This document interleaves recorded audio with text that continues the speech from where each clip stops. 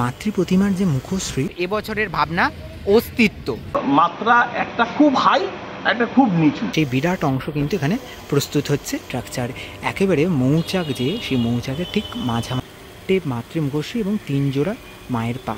আচ্ছা, পুজোর সাথে আরেকটা ছোট পুজো তার বাঁচার অস্তিত্বটাকে।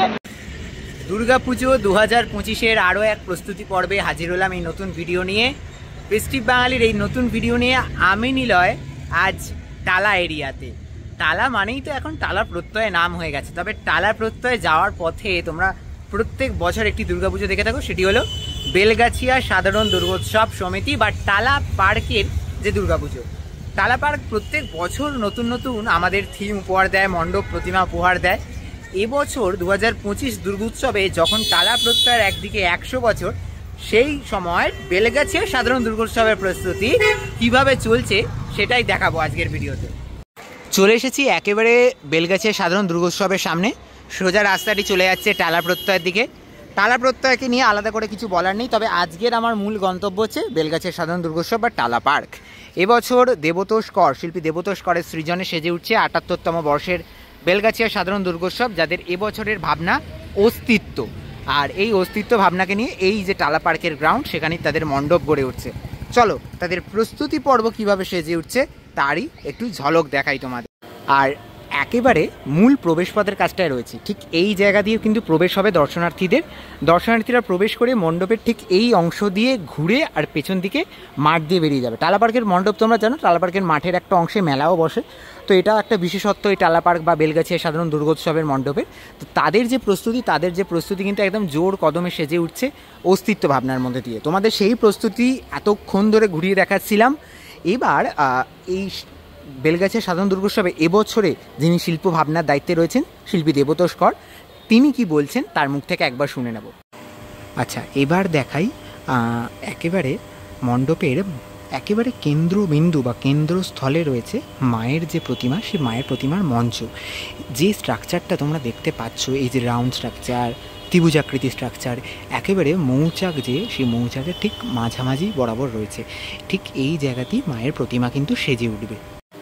আমরা যদি মণ্ডপের অন্দরমহলের দিকে একটুখানি এগিয়ে যাই, তাহলে তোমাদের দেখাতে পারবো একেবারে মণ্ডপের মূল অংশ যেখানে কিন্তু মাতৃ প্রতিমা থাকতে চলেছে। সেই যে স্ট্রাকচার কিন্তু ইতিমধ্যেই ধীরে ধীরে সেজে উঠছে। মণ্ডপের আরও একটি স্ট্রাকচারাল পার্ট দেখাই, যেখানে কিন্তু এই ধরনের একেবারে রাউন্ড স্ট্রাকচারের ভেতরে এরকম সিঁড়ির মতো কিছু অংশ করে রাখা রয়েছে। এরকম বেশ কিছু স্ট্রাকচার রয়েছে, আরও বেশ কিছু এরকম প্লাইয়ের বাটামের স্ট্রাকচার আমি একটুখানি দেখাতে চাইবো।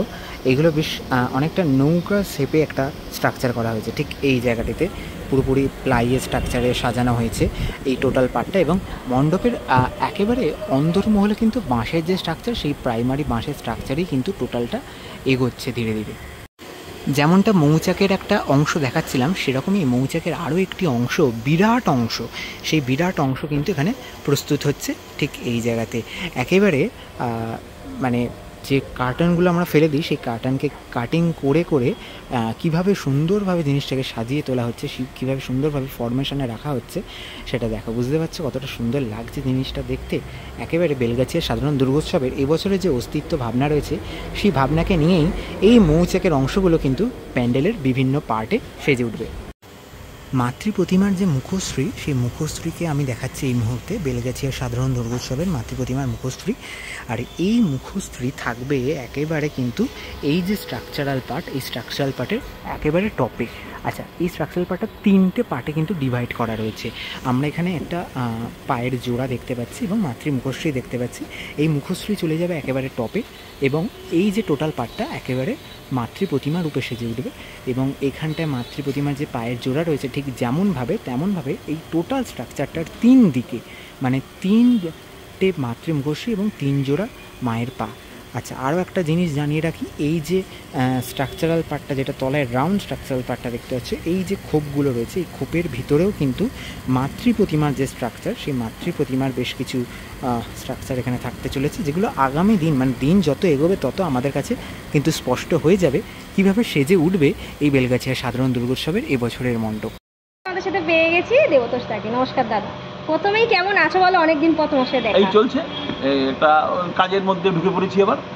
মানে ওইটা তো আমাদের একটা নেশা। যেখানেই পাবো একটা স্পেস পাই, ওই স্পেসটাকে নিয়ে একটা কাজ করার চেষ্টা, বাস। তার সাথে সাথে মায়ের নিজের রূপ নেওয়া শুরু করে, তো আমরা ওই দেওয়ার চেষ্টা করি। এবার দর্শকরা আসবে, আসার পরে তারা ওই জিনিসটা দেখবে, দেখে একটা ভালো জিনিস নিশ্চয়ই পাবে। আচ্ছা, এখানে এবার কিরমভাবে কাজটা তুমি সাজাচ্ছ? তো এইখানে আমি নাম দিচ্ছি অস্তিত্ব। মানে অস্তিত্ব মানে সব কিছুরই অস্তিত্ব, মানে আমার নিজেরকে বাঁচার অস্তিত্ব সেইটাও থাকছে। এবং কমিটি একটা বড় বড় আসলে কী হয়েছে বলতে, এখন এমন একটা জায়গায় চলে গেছে পুজোটা কিছু মানে মাত্রা, একটা খুব হাই, একটা খুব নিচু বাজেটের দিক দিয়ে বলছি, কথা বুঝতে পেরেছো?